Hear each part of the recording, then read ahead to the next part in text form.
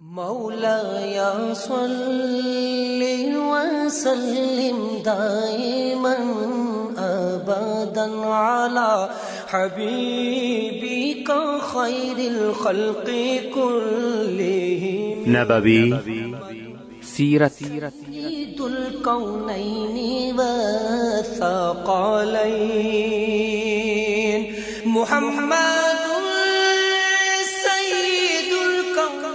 په دې خبرونه کې به تاسو ته د رسول الله صلی الله علیه وسلم د ژوند حالات په تفصیل سره وړاندې شي.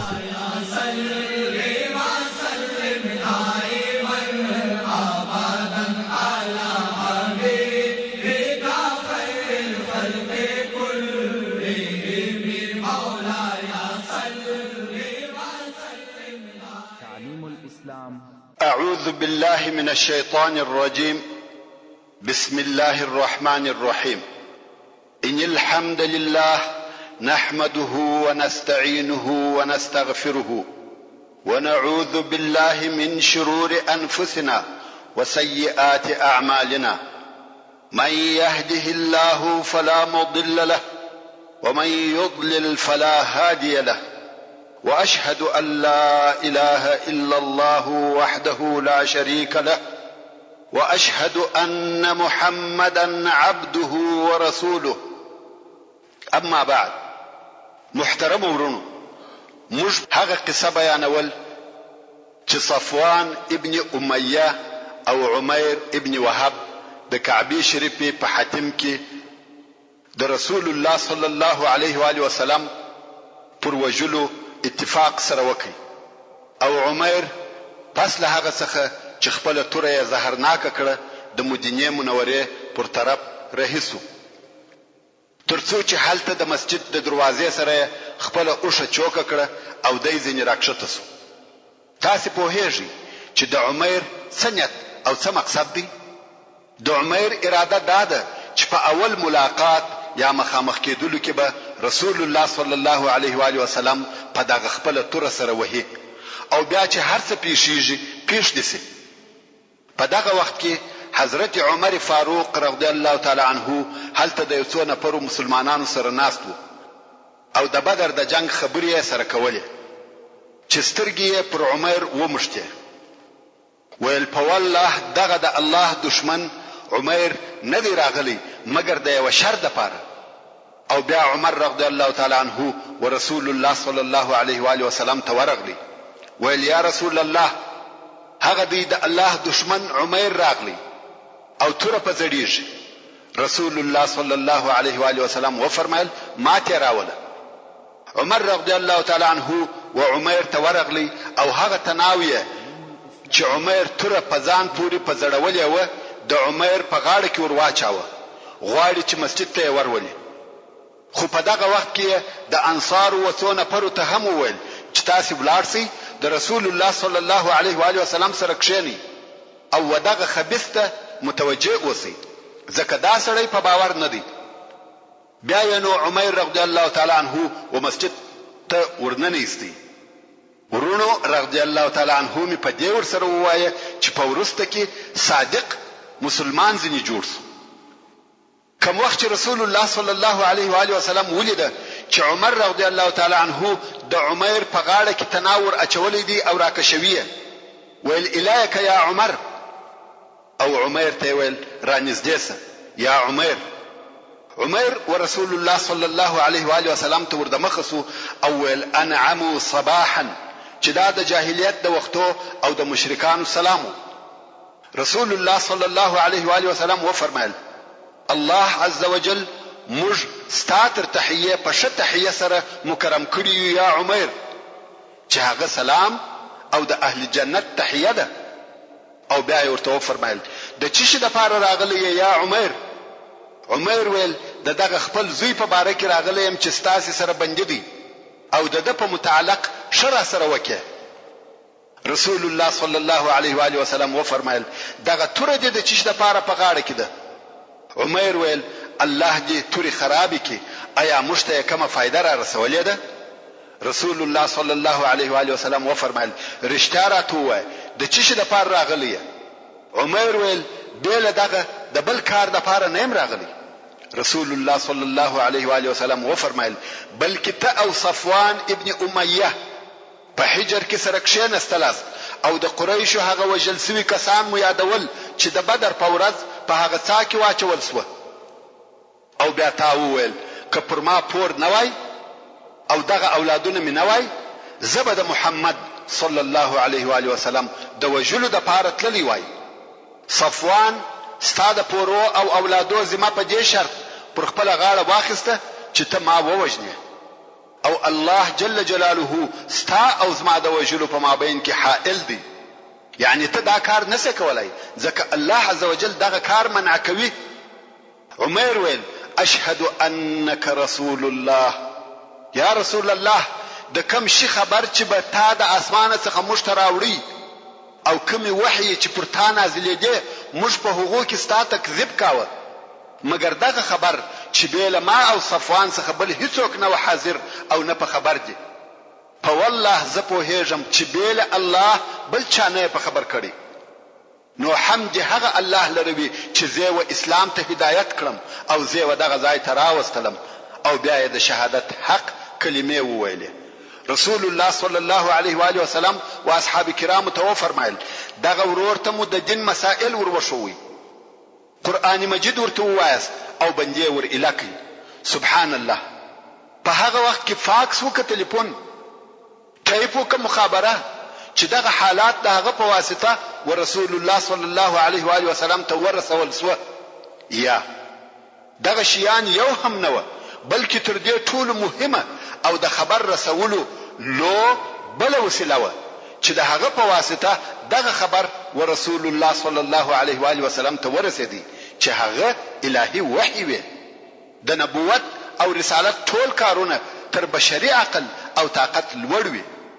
دا هم د الهي معجزو څخه او د رسول الله صلی الله علیه و آله وسلم د رسالت د اثبات لپاره یو معجزه و. دلته په مدینه منوره کې عمر رضی الله تعالی عنہ مسلمان سو او هلته په مکه مکرمه کې صفوان و نور مشرکانو توای زیری درکوم چې پراتلونکو نږدې ورځو کې به د داسې واقعې خبر واوري چې د بدر قصه به درڅخه هېره کړي او صفوان به د هر هغه چا څخه چې مکه مکرمه ته بورتلی د عمر د حالاتو پوښتنه کول ترڅو چې د عمر د اسلام خبر ورته راورسېدی. بیا نو صفوان قسم یاد کړي چې هیڅ کله به د عمر سره خبرې نه کوي او هیڅ کله به په هیڅ شي کې فائدہ نه ورسوي. عمر چې مکه مکرمه ته راغلی هلته په اسلامي دعوت شروع وکړه او خلک یې و اسلام ته رابلل او د پر لاس ډېر خلک و اسلام ته داخل سو. موږ مخکې د هغه عهد او معاهده ماده درته بیان کړې کوم چې رسول الله صلی الله علیه و آله وسلم د يهودو سره کړې و. رسول الله صلی الله علیه و آله وسلم او مسلمانانو د هغه شیانو د عملي کولو ډېر کوشش کاوه کوم چې په هغه معاهده کې ذکر شوی و او واقعا هم د مسلمانانو څخه هیڅ داسې کار نسو پیښ چې هغه دي د هغه معاهده د مادو څخه یو حرف مخالف وي مګر يهود هغه يهود چې د دوی تاریخ په غدر او خیانت وعده خلافي او چم ډک دی هغه خپل ځانونه نسوای ټینګولای چې د هغه خپل پخوانی خائنانه طبيعت سره موافق عمل ونکي. نو یې د مسلمانانو په صفو کې د چم او د سسو تشویش او استراب پارولو او خطا استلو په عملي کولو شروع وکړه چې اوس به یو نمونه درته بیان کوم. ابن اسحاق رحمه الله وای شاس ابن قیس چې یو سپنجری يهودي و لوی کافر او متعصب شخص و د مسلمانانو سره ډېر حسد او عداوت درلودي. یو ورځ پر لارې رهیو ویل د چې د رسول الله صلی الله علیه و آله وسلم اصحاب چې د اوس او خزرج د قبیله څخه و په یو مجلس کې سره ناست دي او خبرې سره کوي. دغه يهودي دغه د دوی الفت او محبت د دوی صلح او پر اسلام سره یو ځای کېدل د دوی اتحاد او اتفاق نسو خوش. يهودي ته دا ور معلومه و چې د جاهلیت په وختو کې د دغه قبیلو په مابین کې څونه عداوت پروت و. نو یې د ځان سره وویل بني قیله چې مقصد یې د اوس او خزرج قبیلې وي بني قیله په دې وطن کې سره متحد او متفق سوه او که دوی په اتفاق سوه بیا نو موږ د دوی سره د آرامۍ ژوند نسو کولای. نو دغه یهودي د دوی د اختلاف او جنګولو د پاره څه وکړه؟ یو ځوان یهودي چې د سره ملګری وو و هغه ته وویل ورسه د دوی سره کښېنه او هغه د بعاث د جنگ خبرې شروع کړه. ورونو د بعاث جنگ یو ډیر لوی او شدید جنگ دی چې تر هجرت د مخه د مدینه منورې د دوو قبیلو چې اوس او خزرج وي په مابین کې تیر شوی وو چې د دواړو طرفو ډیر کسان پکښ ووژل شو او دواړو طرفو ته ډیری خرابي او بربادي پکښ ورسېده. نو دغه يهودي هغه بل يهودي امر کوي چې ورسره د دوی سره کښېنه او د بعاث د جنگ خبري شروع او ځینې هغه بیتونه وایه چې دغه دوه قبیلو په هغه جنگ کې ویل یعنی هغه زوړ او وژل شوی اور پکښ تازه. دغه يهودي ځوان هم ورغلی او دا کار یې وکړي. سبحان الله، خلق نوی مسلمانان سوي دي تر اوسه لا شیطان خپل شیطانت پر عملی کولای شي. د يهودي د خبرو په سبب په قوم کې د اختلاف او فخر خبري شروع شوه ترڅو چې دوه نفره یو د بل په مقابل پر زنګنو سره کښېنسته او اوازونه یې لوړ شو او بیا یو هغه بل ته وویل کدي خوشوي بیرته به د سره هغه جنگ شروع کو. یعنی دغه اهلی جنگ د پاره بیا تیار او آماده یو. قرار دواړي ډلې په قهر شوه. اول سره معلومه بیکو زموږ او تاسو د معلوماتو ځای حره دی. نارې شوه اسلحه خلق وحریته سره ووتل. رسول الله صلی الله علیه و آله وسلم ته دا خبر ورسېدی. کوم مهاجر اصحاب چې ورسره ناست و د هغو سره و انصار ته ورغلی او ویل یا معشر المسلمین الله ابي دعوى الجاهليه وانا بين اظهركم. یعنی اے مسلمانانو ایا د جاهلیت کارونه کوي او زه ستاسو په مابین کې پس له هغه څخه چې الله عزوجل و اسلام ته هدایت کړاست او په اسلام یې مکرمه کړاست د کفر څخه اخلاص کړاست د جاهلیت کارونه یې در څخه ایست کړه ستاسو په زړه کې الفت او محبت در واچاوه. قوم پوسو چې دا شیطانی وسوسه او د دوی د دشمن د طرفه چمو په جړاسوه. د اوس او خزرج د قبیلو خلقو یو د بل سره غاړه په غاړه سوه او د رسول الله صلی الله علیه و آله وسلم د اوامرو اوریدونکي او منونکي رهیسوه. نو الله عزوجل د عدو الله شاس ابن قیس چم او خیانت ناکام کړي. دا د هغو اعمالو یو نمونه و چې يهودو د مسلمانانو په صفو کې د تفرقه او جنگولو د پاره عملي کوله. او نن ورځ د دغه اعمالو ډیر مثالونه د يهودو د طرفه په ډیرو اسلامي ملکو کې لیدل کیږي چې د خپل کامیابی د پاره اسلامي امت یا و جنوب او شمال ته سره ویشي یا یو شیعه او سنی ته سره ویشي یا د جبی او قومیت پر اساس سره ویشي او بدبختانه مسلمانان د خپل بے خبري یا د یو تمع په سبب دغه تفرقه قبلوي. بالمقابل وکفر او خارجي قواو ته تسلیميږي او د هغو خدمتګاران د ځان څخه جوړوي. دا خو یو نمونه و بلکې تر دې زیات يهودو د دې د پاره چې د اسلامي دعوت مخ ونیسي نور هم ډیر نقشې عملي کوله.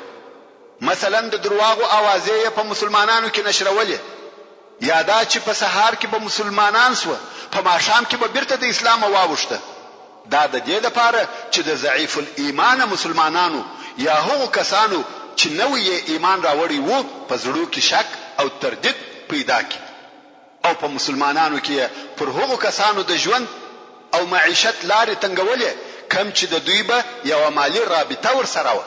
هغه داسې هغه کسان چې مسلمانان سي وو کبه د دوی پور پر باندې وو سهار او ماښام به د پور غشتلو د پاره ورته ولاړ وو او کبه بیا د هغو پور پر باندې وو هغه ځنی خوري او نی ورکاوه. هغه ته به ویل ستا پور هغه وخت صحیح او را باندې وو چې ته د خپل پلرو پر دین وې مګر دا چې ته اوس د دینه واوښته نو ستا پر موږ هیڅ حق نشته. يهودو دا کارونه ټول تر بدر د مخه کول سره د دې چې دوی د رسول الله صلی الله علیه و آله وسلم سره هغه معاهده هم درلوده. خو رسول الله صلی الله علیه و آله وسلم او اصحاب کرامو پر دغه ټول مخالفتو په دې امید صبر کاوه چې شاید یو ورځ يهود وسمې لارې تراسي او په منطقه کې امن او سلام موجود وي. خو اوس چې يهودو ولیده چې الله عزوجل او مسلمانانو ته د بدر په میدان کې پوره نظر او بری ورکړي، او اوس مسلمانانو عزت او شوکت، هیبت او دبدبه پیدا کړه، د يهودو قهر او غضب، عناد او حسد نور هم زیات شو. نو یې هغه خپل شر او عداوت ښکارا کړ، بغاوت او ازارونه یې زیات کړه. په يهودو کې یو سړی و چې په حسد او عناد، شر او عداوت کې تر نورو يهودو زیات وو، او دغه سړی کعب ابن اشرف نومېدی چې قصه به لږ وروسته په تفصیل سره درته بیان سي. همدارنګه لکه د مخه چې درته وویل سو چې د مدینې منورې يهود و درو قبیلو ته ویشل شوي وو، چې یوه د بني قینقاع قبیله وه، او دغه قبیله د ننه په مدینه منوره کې په یو کلی کې اوسېده چې هغه کلی هم د دوی په نامه سره یادېدی. او دغه يهود کاسبان، زرګران، آهنګران او د لوښو جوړونکي وو، چې دغه کسبو په سبب دوی مالدار او د قسم قسم اسلحو خاوندان هم وو. 200 نفر جنگي ځوانان درلوده. د مدینې منورې د يهودو هغه قوي او دلاوره قبیله هم دوی وو.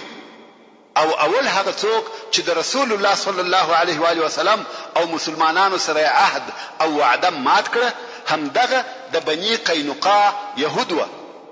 کوم وخت چې الله عزوجل او مسلمانانو ته په بدر کې بری ورکړي، دغه قبیله په خپل طغیان او سرکشي کې شدت وکړي. داسې کارونه کول چې مسلمانان په قهر کې، په مسلمانانو یې پسخندونه وهل، څرنګه چې دوی د کسب او صنعت خاوندان او تجاران و. او دا خو تاسو ته معلومه ده چې د يهودو اصلي کار او پیشه تجارت او صنعت دي. نو دوی یو بازار درلودي، د مسلمانانو څخه چې به هر څوک د دوی بازار ته د شي درانیولو یا خرڅولو د پاره ورغلی، دوی به ازاراوه، حتی پر مسلمانو شذوی تعرضونه کول. کوم وخت چې د دوی دغه کارونه ډیر سو او سرکشي زیاته سو، نو رسول الله صلی الله علیه و آله وسلم دوی سره راټول کړ، نصيحت ورته وکړي، وصلح او سملاري تیراو بلل. د دوی دغه سرکشي نتیجه ورته بیان کړه، خو په عوض د دې چې دوی اصلاح سي، شر او عداوت نور هم زیات سو. ابو داود او نور د احادیث امامان د عبد الله ابن عباس رضی الله تعالی عنہ څخه روایت کوي، وای کوم وخت چې رسول الله صلی الله علیه و آله وسلم و قریش ته د بدر په ورځ ماته ورکړه او بیا مدینه منورې ته راغلی، نو یې يهود د بني قینقاع په بازار کې سره راټول کړه او وی فرمایل: یا معشر يهود، د مخ تر دې چې دغه حالت درته پیښ سي لکه و قریش ته چې پیښ سو، اسلام راوړي. يهود ویل: یا محمد صلی الله علیه و آله وسلم، ته په دې مخه تاوزه چې د قریش څخه دی یو څو داسې نفر مړ کړه چې به تجربه او په جنگ نه پوهېده. کته زموږ سره جنگ وکې، ته به پوسه چې خلق موږ یو او زموږ په مثل به د هیڅ سره مخامخ نسې. الله عزوجل د يهودو دغه خبرو په مقابل کې د سوره آل عمران 12 او 13 نمبر آیاتونه نازل کړه چې الله جل جلاله فرمایي: قل للذين كفروا ستغلبون وتحشرون الى جهنم وبئس المهاد. يعني اے محمد صلی الله علیه و آله وسلم ودغه کفار ته وایي چې ډېر ژر په دنیا کې مغلوب سي او په آخرت کې به جهنم ته وشړل سي، او دغه جهنم د استوګنې د پاره ډېر بد ځای دی. قد كان لكم آية في فئتين التقطا، فئة تقاتل في سبيل الله وأخرى كافرة يرونهم مثليهم رأي العين والله يؤيد بنصره من يشاء إن في ذلك لعبرة لأولي الأبصار. يعني ایکتونکو تاسو ته په هغه دوه ډلو کې چې په بدر کې د جنگ د پاره سره مخامخ شوه ډېر لوی عبرت دی. یو ډله و چې د الله عزوجل په لار کې جنگ کاوه او بل ډله و چې کافره و. دوی به هغه ډله دوه چند لیدل او الله عزوجل جلاله خوشوي. بشکه چې په دغه ډېر لیدلو کې د بصیرت د خاوندانو د پاره عبرت دی. ورونو دغه آیات شریف د ترجمه د شپو هیدلو د پاره مجبور یو چې برته د بدر و غزا ته ولاړ شو. د بدر په غزا کې د مشرکانو شمیر تقریبا 1,000 کسانو ته رسیدي چې د سپرتیا او حلالولو د پاره پوره شمیر اوشان او آسان او پوره اسلحه ورسره و. او بل طرف ته د اسلامي لشکر عدد تر 300 لږ څه زیات و چې 80 اوشان 2 آسه او ډیره لږ اسلحه ورسره و. خو د تعجب ځای دا و چې په ځینو وختو کې هر لشکر ته هغه بل مخامخ لشکر د خپل ځان په حساب 2 چنده معلومه دي چې د هغه نتیجه داس و چې د کافرانو په زړه کې د مسلمانانو د دې ډیروالي په سبب ډیر ورولوید او مسلمانانو ته د کافرانو د دغه 2 چنده شمیر په سبب پر الله عزوجل اعتماد او توکل پیدا شو او خپل رب ته نور هم متوجه شو. نو الله عزوجل په دغه آیات شریف کې دغه موضوع ته اشاره کوي. خیر برته د بنی قینقاع د يهودو قصې تراس د يهودو دغه جواب څخه دا معلومه شو چې دوی او رسول الله صلی الله علیه و آله وسلم او مسلمانانو ته په جنگ سره اعلان وکړي چې موږ ستاسو د جنگ څخه نه بیریږو او کته موږ سره جنگ وکړي هلته به در معلومه شي چې جنگیالي او توریالي څوک دي. خو رسول الله صلی الله علیه و آله وسلم خپل قهر او دا موضوع په ځان کې پټ کړ. رسول الله صلی الله علیه و آله وسلم او مسلمانانو صبر وکړي او د هغه څه په انتظار و چې د شپو په تیرېدو سره مخ ته راځي. د بنی قینقاع د يهودو نور هم جرأت او جسارت زیات شو. په خپل اعمالو یې د خپل ځان د بربادي کوشش کاوه او په خپل عمل سره پر خپل ځانو د ژوند کولو لارې بند کړې. ابن هشام د ابي عون څخه روایت کوي چې د مسلمانانو څخه یو شذي یو شی د خرڅولو د پاره د بنی قینقاع و بازار ته یوړي او هغه خرڅ کړ او بیا د یو زرګر دکان ته ورغله او هلته کښینسته غواړي چې د خپل خوشي یو شی رانیسي. اول خو زرګر غوښته چې دا مخلص کی د دې کار څخه ممانعت وکړي. بیا یو بل خبيث يهودي پټ ورغلی د دې په بے خبرۍ کې د دې د کالو یو کنج لور د دې د غاړې سره وتړي او دا بے خبره ناشته ده. اوس خو هیڅ نه ده پیښه. کوم وخت چې سودا اخلاص وسو نو شته ولاړ شو څنګه چې کالیه لور تړلی و د بدن یو حساس کاراسوه او يهودو پر وخندل. دغه لسوالي سره یو لوچغه وکړه. دلته یو مسلمان سړی هم ولاړ وو او یو شی رانیسي. دا حال ولیدي چې یو مسلمانه مستوره شزه لڅسوه او هغه يهودي چې دا کار یې کړی دی ولاړ دی او خاندي. مسلمان سړی دا واقعا ویني څنګه چې د شرف موضوع و د دې تحمل یې نسوي کولای پر يهودي راواچول او مړ کړ. يهود بیا ټول پر مسلمان راټول سو او مسلمان یې ووجي. د مسلمان نور اقرباو د مسلمانانو څخه کومک وغوښتي. نو د مسلمانانو او د بنی قینقاع د يهودو په مابین کې شر جوړ شو. کوم وخت رسول الله صلی الله علیه و آله وسلم ته خبر ورسېدی يهودو ته حال ولېږي چې هغه نفر را تسلیم کړي چې دغه مسلمان یې وژلی دی قاتل غواړي. مګر بنی قینقاع دا ونه منل چې قاتل دی ور تسلیم کړي. د هغه مجرمانو ترڅنګ ودرېده. نو د قاتل د نه تسلیمېدو په سبب هغه عهد چې د رسول الله صلی الله علیه و آله وسلم او يهودو په مابین کې وو د يهودو د طرفه مات شو. دلته نو رسول الله صلی الله علیه و آله وسلم امر وکړي چې لشکر جوړ کړي. د مسلمانانو لشکر جوړ شو او د لشکر بیرغ و حمزه ابن عبد المطلب رضی الله تعالی عنه ته ورکړي. لشکر د بنی قینقاع پر طرف حرکت وکړي. يهودو چې لشکر ولیدي په قلاو ننوتل او دروازې بند کړې او مسلمانانو د باندې د طرفه محاصره کړه. اوس نو د بنی قینقاع يهود په یو څو شیانو غراټي. اول خو دوی اوسه نفر مسلح فوج لري او بل د نن په قلاو کې د اوبو ساحان لري. کشتونه او حیوانات د نن په قلاو کې و. د باندې څخه وهي چې ضرورت نه درلودي او هغه خوراکي مواد چې د دوی سره د نن په قلاو کې موجود و پوره یو کال بس. نو دوی د نن په قلاو کې کښینستل او رسول الله صلی الله علیه و آله وسلم ته د جنگ اعلان وکړي. رسول الله صلی الله علیه و آله وسلم حال ورولېږي چې زه ستاسو سره کار نه لرم، فقط هغه قاتل را تسلیم کړي. خو هغه ویل یا محمد صلی الله علیه و آله وسلم تا پر موږ هم د قریشو خیال کړی دی؟ موږ جنگي خلق یو، که جنگ کوي جنگ در سره کوو. اوس د دوی د طرفه تهدیدونه شروع شو. يهود پر خپل کفر او خیانت ټینګار کوي او مسلمانانو په قلاو کې محاصره کړي دي. دا محاصره د هجرت د 2م کال د شوال د میاشتې د 15 تاریخ څخه شروع شوه او د ذوالقعده تر اول شپې پورې دوام درلود. یعنی پوره 15 ورځې د محاصره تیر شوه او بیا هم دوام لري.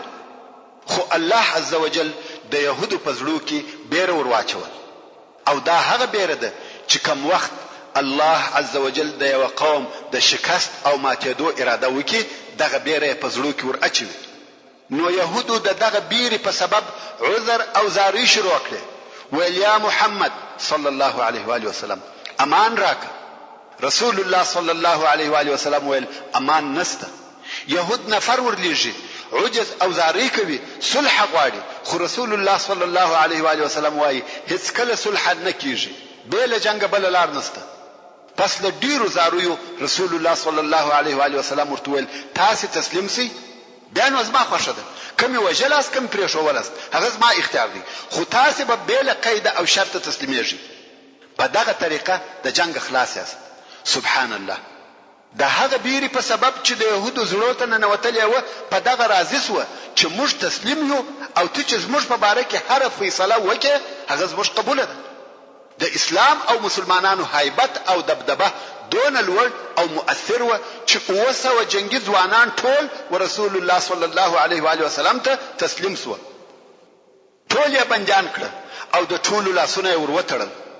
اوس خلق په انتظار دي چې رسول الله صلی الله علیه و آله وسلم به دغه بنی قینقاع د يهودو په باره کې څه امر وکړي. رسول الله صلی الله علیه و آله وسلم ولجو اصحاب کرام تویلی و چې غواړي دغه 200 نفر ټول ووجني، یو یې هم ژوندۍ پرې نږدې.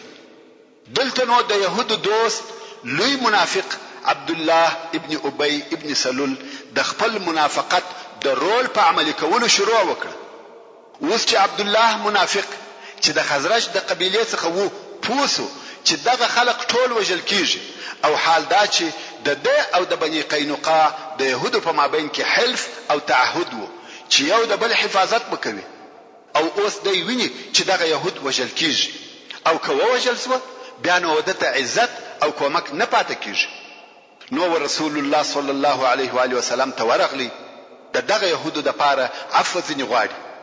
رسول الله صلی الله علیه و آله وسلم لا تر اوسه حکم ندی صادر کړی چې عبد الله منافق مخته کښینستی او ورتوای یا رسول الله احسن الى موالي، یعنی زما د متعهدینو دوستانو سره نیکی وکړه. عبد الله چې پښکارا مسلمان دی او په دننه کې لوی کافر او د کفارو ملګری دی، اوس دغه مجرمینو يهودو دفاع کوي او وايي احسن الى موالي. رسول الله صلی الله علیه و آله وسلم مخزدي واړو او د جواب ورنکړي. عبد الله بیا و مخته کښینستی او وايي یا رسول الله زما د متعهدینو سره نیکی وکړه. رسول الله صلی الله علیه و آله وسلم د خبري جواب نور کوي او مخ یې ځنی واړو. رسول الله صلی الله علیه و آله وسلم تر اوسه د جنگ لباس چې زغره ده اغوسته ده. عبد الله ابن ابي منافق بیا د رسول الله صلی الله علیه و آله وسلم و مخته کښینستی او لاس یې تر زغره وردننه کوي. رسول الله صلی الله علیه و آله وسلم یې تر کمیس ونیوي او ویل یا رسول الله زما د متعهدینو سره شوکه. رسول الله صلی الله علیه و آله وسلم په قهر سو او ویل ویحک ارسلني الامک. مگر منافق بیا هم دانیت کړی دی چې دغه يهود بخلاصوي. ویل یا والله تر هغو جنې لکوم چې زما د متعهدینو سره نیکی او احسانونه کې 300 نفر چې زغری اغوستي دي او 400 نفر لڅ بیل زغور دي، دغه 200 نفر په یو ور حلالوي. حال دا چې دوی زه په یخ او ګرمۍ کې ساتلم، بیا نو ماته څوک را پاتې کیږي او زه یو سړی چې د جنگو سره مخامخ کېږم. رسول الله صلی الله علیه و آله وسلم چې هر څه ممانعت کوي، خو منافق عبد الله ابن ابي پر خپل غشتنه ټینګ دی.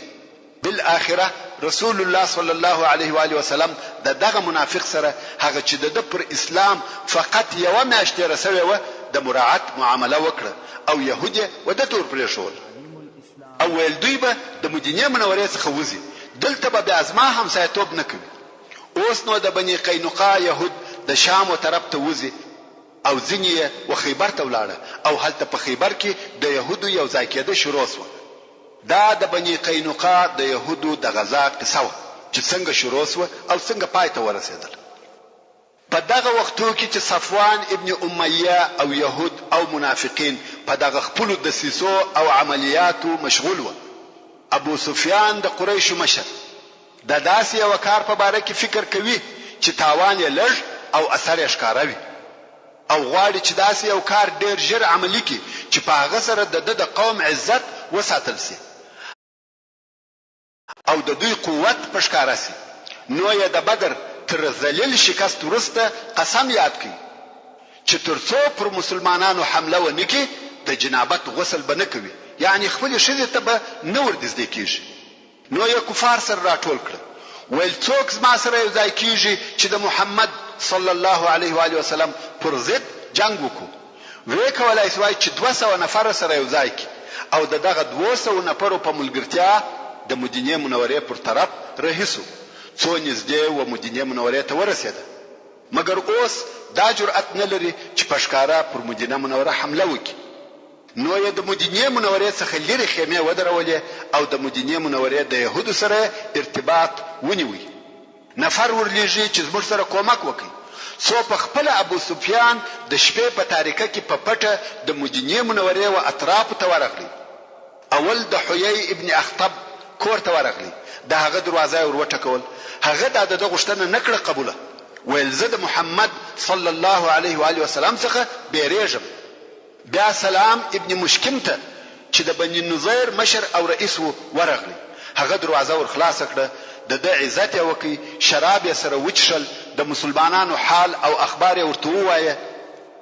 دغه خبرو په واسطه ابو سفیان په دغه شپه د مدینه منورې د اطرافو پر یو ځای چې العریض ورته ویل کېده حمله وکړه. درختې ماتې کړې، کوم میوې چې هلته پرتې وي هغه وسوځلې او د انصارو څخه یو سړی چې هلته موجود وو هغه په شهادت ورساوه او بیرته مخ پر مکه مکرمه په تیښته رهیسو. رسول الله صلی الله علیه و آله وسلم ته چې دا خبر ورسېدی ډېر ژر په ابو سفیان او دغه په ملګرو پسې وروته. خو ابو سفیان او ملګری په ډېر تلوار او چابکي سره تښتي. کم خواړه چې د دوی سره ورسره هغه پر لار غورځوي چې ځانونه سپکي او وتښتي.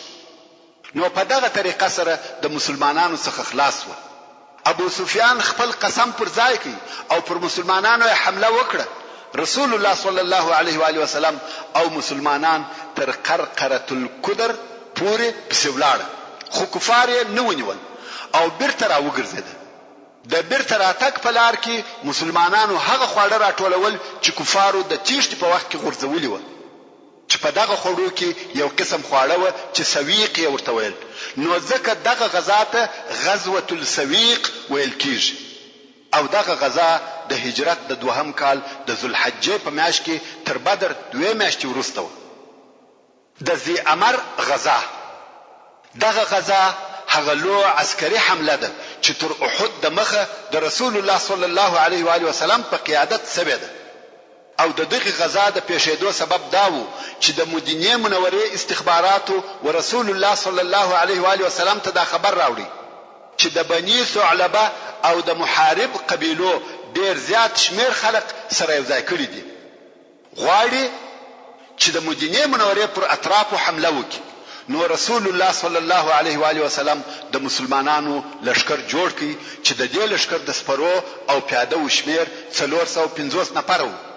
دې لشکر د هجرت د 2 کال د محرم په میاشت کې د دشمن پر طرف حرکت وکړي. مسلمانانو په لار کې یو سړی ونیوي چې جبار نومېدی او د بنی ثعلبه د قبیلې څخه و. دغه سړی ورسول الله صلی الله علیه و آله وسلم ته راوستی. رسول الله صلی الله علیه و آله وسلم و اسلام ته دعوت کوي او هغه هم مسلمان شو. دا سړی د حضرت بلال رضی الله تعالی عنہ ملګری کوي چې اسلام ورشي او سړی په عین حال کې د مسلمانانو ولشکر ته لار هم ورشي چې د دشمن ومځکې ته باید څنګه او پر کومه لار ورسي. هلته بیا و کفارو ته خبر ورسېدی چې د مدینې منورې لشکر را رهیدي. څرنګه چې کفارو د جنگ د پاره پوره تیاری نه ونیولې، نو کفار د غرو و سرو ته وتښتېدل. رسول الله صلی الله علیه و آله وسلم د خپل لشکره سره د دوی د استوګنې وځای ته ورسېدی او هلته د هغه اوبو سره واړول چې د ذی امر اوبه ورته ویل کېدې. نو د دې سبب و دغه غزا ته د ذی امر غزا ویل کېږي. رسول الله صلی الله علیه و آله وسلم د دغه اوبو سره خیمه ودرولې او د سفر میاشتې ټوله هلته تیر کړه. دا د دې لپاره چې ټول عرب د مسلمانانو په قوت او طاقت خبر سي او په زړه کې د مسلمانانو څخه بیره ځای ونیسي او عرب په دې پوسي چې د اسلام قوت د حجاز څخه و نجد ته ورسېدي. ځکه دغه قبیله په غطفان کې وي او غطفان په نجد کې دی. په دې غزا کې جنگ یا یو بل د یادولو وړ کومه لو واقعا نسوه پیښه بیله یوې کوچنی واقعې څخه. هغه دا چې د رسول الله صلی الله علیه و آله وسلم دا عادت وو چې ځینی وختونه به د خلقو څخه ګوښه کېدی، هلته به یوازې ناست وو، د الله جل جلاله عبادت او د خپل رب سره به مناجات کاوه.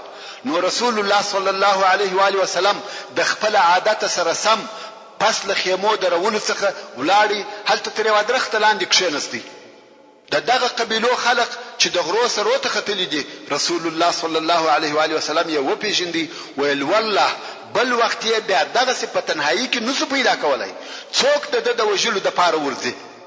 یو نفر چې دعثور ابن الحارث نومېدی، هغه ویل زه وژنم. نو دغه دعثور په قراره د غره څخه راکښته سو، څو رسول الله صلی الله علیه و آله وسلم ته ورسېدی او څوک نه دی په خبر. رسول الله صلی الله علیه و آله وسلم په دغه وخت کې تر درخت لاندې بدو. اوس نو دعثور د رسول الله صلی الله علیه و آله وسلم وسرته تر پلاس ولاړ دی.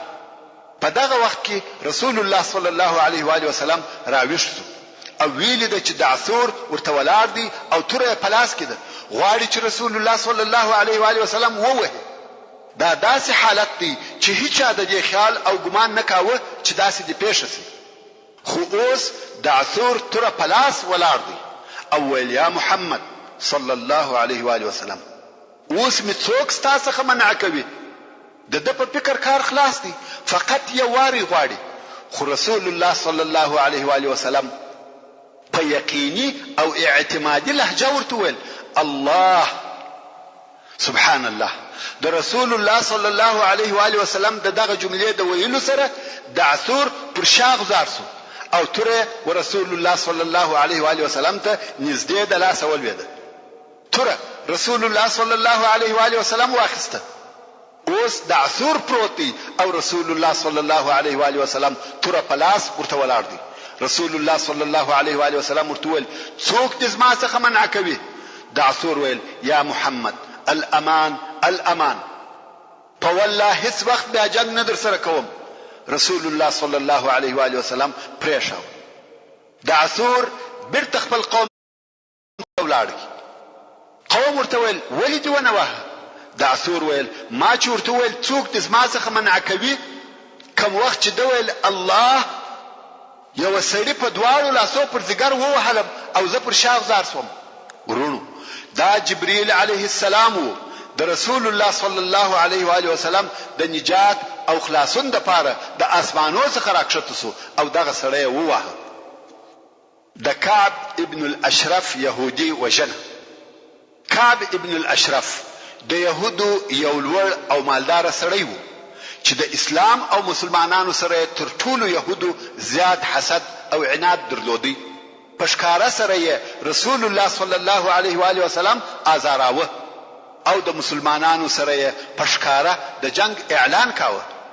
دای په خپل د طی د قبیله د بنی نبهان څخه و او مور د بنی نظیر د يهودو څخه و. کعب ابن الاشرف چې غنی او بربادي سړی و، په عربو کې په شایست سره مشهور و او د عربو د شاعرانو څخه یو شاعر و. د قلعه د مدینه منورې په جنوبي طرف کې د بنی نظیر د کورو وشاته و. کوم وخت چې ودته په بدر کې د مسلمانانو د کامیابی خبر د اول وار د پاره ورسېدی د وویل آیا دا صحیح ده؟ هغه خلق د عربو اشراف او د خلقو پاچهان و په والله که محمد صلی الله علیه و آله وسلم دغه خلق وجلی وي نو د مځکې نس د مځکې تر مخ ښه او بهتر دی، یعنی تر دې ژوند مرګ ښه دی. کوم وخت چې بیا دا خبر تایید او تاکید شو نو دغه د الله دشمن په اشعارو کې د رسول الله صلی الله علیه و آله وسلم او مسلمانانو بد ویل او د دوی دشمنان استایل او هغه نور هم و جنگ ته تشویقول. خو یوازې په شعر ویلو هم نسو قانع، بلکې مکه مکرمه او قریش ته ورغلی او هلته د مطلب ابن ابي وداعه السهمي په کور کې واړول. په مکه مکرمه کې به هر مجلس ته ورتلی او هلته به په جړا جړا د بدر پر وجل سو کسانو شعرونه وای چې په دې کار سره د هغو احساسات پارول او د هغو عناد او دشمنی د رسول الله صلی الله علیه و آله وسلم او مسلمانانو پر ضد ستایل او د مسلمانانو وجنګ ته رابلل. کوم وخت چې دای په مکه مکرمه کې وو مشرکانو پښتنه ځنی وکړه چې آیا استاد موږ دین خوښ دی کده محمد صلی الله علیه و آله وسلم او د هغه د اصحابو او کومه ډله پر حق رهیږي؟